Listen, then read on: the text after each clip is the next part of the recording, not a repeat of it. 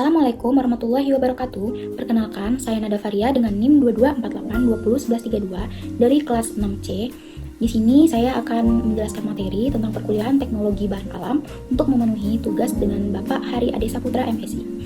Dan langsung saja kita masuk ke materinya. Yang pertama ada pengantar dan tujuan dari materi. Proses pemilihan dan penyiapan bahan dalam pengolahan bahan alam, khususnya untuk produksi simplisia dan ekstrak, merupakan tahap yang sangat esensial karena menentukan mutu dan efektivitas akhir dari produk yang dihasilkan. Bahan yang dipilih harus memiliki kandungan senyawa aktif yang sesuai dengan tujuan penggunaannya, baik untuk riset, pengembangan obat, atau aplikasi pengobatan tradisional. Materi ini akan mengulas proses dari awal, mulai dari pemilihan bahan, penanganan awal, sampai ekstraksi berdasarkan standar dan pendekatan ilmiah yang berlaku. Selanjutnya, kesalahan dalam identifikasi spesies. Salah satu kesalahan paling fatal dalam pemilihan bahan adalah ketidaktepatan dalam mengidentifikasi spesies. Hal ini dapat menyebabkan tidak tersapainya kandungan metabolit sekunder yang diharapkan atau menimbulkan efek toksik. Oleh karena itu, identifikasi spesies memerlukan keahlian dalam taksonomi, yaitu ilmu yang mempelajari klasifikasi organisme secara sistematis. Selain itu, penggunaan data monografi, literatur ilmiah, dan herbarium sangat membantu untuk memastikan bahwa bahan yang digunakan itu benar-benar sesuai dan aman. Selanjutnya, faktor-faktor yang mempengaruhi kualitas bahan.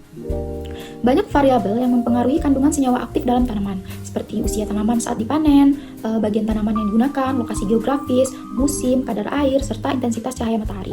Kondisi tanah juga berpengaruh termasuk tingkat keasaman atau pH, kandungan unsur hara, makro dan mikro, serta keberadaan mikroorganisme.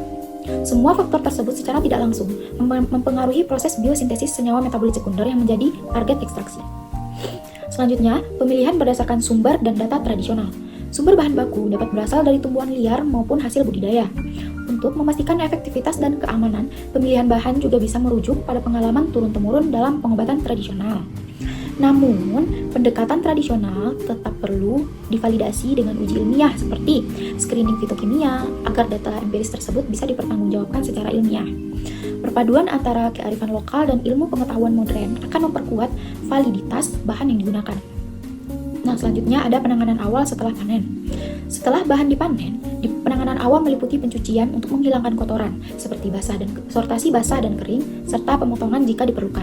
Pengeringan dilakukan untuk menurunkan kadar agar bahan tahan disimpan. Berdasarkan peraturan BPOM nomor 32 tahun 2019, suhu pengeringan tidak boleh melebihi dari 60 derajat Celcius agar tidak merusak senyawa aktif. Bahan yang telah dikeringkan disebut simplisia dan belum boleh mengalami pengolahan lebih lanjut kecuali disebut secara khusus. Selanjutnya, prosedur penyimpanan yang tepat. Salah satu kunci menjaga stabilitas senyawa aktif dalam bahan adalah penyimpanan yang baik. Bahan sebaiknya disimpan di tempat yang kering, sejuk, kedap udara, dan terhindar dari cahaya langsung. Kelembapan yang tinggi dapat memicu tumbuhnya jamur dan bakteri, sementara cahaya dan oksigen dapat menyebabkan reaksi kimia seperti oksidasi atau degradasi enzimatik. Penggunaan kantong plastik kedap udara dan penyimpanan dalam lemari es adalah praktik umum untuk menjaga kualitas bahan tetap terjaga dalam jangka waktu tertentu. Selanjutnya, pengecilan ukuran dan derajat kehalusan. Untuk memudahkan proses ekstraksi, bahan biasanya diperkecil ukurannya menjadi serbu menggunakan alat seperti pisau, blender, atau alat penggiling. Derajat kehalusan serbuk mempengaruhi kecepatan dan efisiensi pelarut menembus sel bahan. Serbu yang sangat halus memiliki luas permukaan besar, sehingga pelarut dapat menjangkau zat aktif lebih cepat. Namun, ukuran yang terlalu halus juga bisa merugikan, seperti hilangnya minyak atsiri atau ikut terekstraksinya zat balas yang tidak diinginkan, misalnya klorofil atau resin. Selanjutnya, pemeriksaan mutu dan sortasi akhir. Sebelum bahan digunakan, dilakukan pemeriksaan mutu terhadap simplisia. Uji ini meliputi analisis fisik seperti kadar air, kadar abu, senyawa kimia seperti senyawa aktif, kontaminan, logam berat, selanjutnya mikrobiologi seperti jumlah mikroba dan jamur, serta identifikasi mikroskopik dan makroskopik. Proses sortasi kering dilakukan untuk membuang bagian tanaman yang tidak diinginkan atau benda asing lain.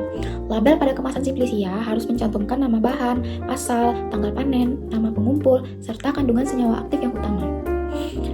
Selanjutnya, metode ekstraksi dan proses penyarian.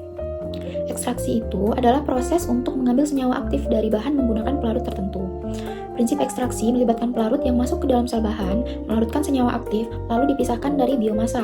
Metode yang umum digunakan antara lain maserasi, perkolasi, reflux, sokretasi, ultrasonikasi, dan ekstraksi microwave. Masing-masing metode memiliki kelebihan dan keterbatasan tergantung dari jenis bahan, stabilitas senyawa, efisiensi waktu, biaya, dan peralatan yang tersedia. Selanjutnya, evaluasi hasil dan penutup. Setelah proses ekstraksi selesai, pelarut diuapkan menggunakan metode seperti rotavapor atau penguapan tekanan rendah hingga diperoleh ekstrak kental. Rendemen dihitung sebagai perbandingan antara berat ekstrak dengan berat serbuk simplisia awal. Semua proses dari pemilihan bahan, penyiapan, sampai ekstraksi harus dilakukan dengan hati-hati dan mengikuti standar yang ditetapkan agar menghasilkan produk yang efektif, aman, dan memiliki stabilitas kimia yang baik. Dengan demikian, ekstrak yang dihasilkan itu dapat digunakan untuk tujuan penelitian maupun produksi obat herbal secara profesional. Nah, sekian materi yang dapat saya jelaskan dan saya sampaikan. Mohon maaf atas kesalahan. Saya tutup dengan Assalamualaikum warahmatullahi wabarakatuh.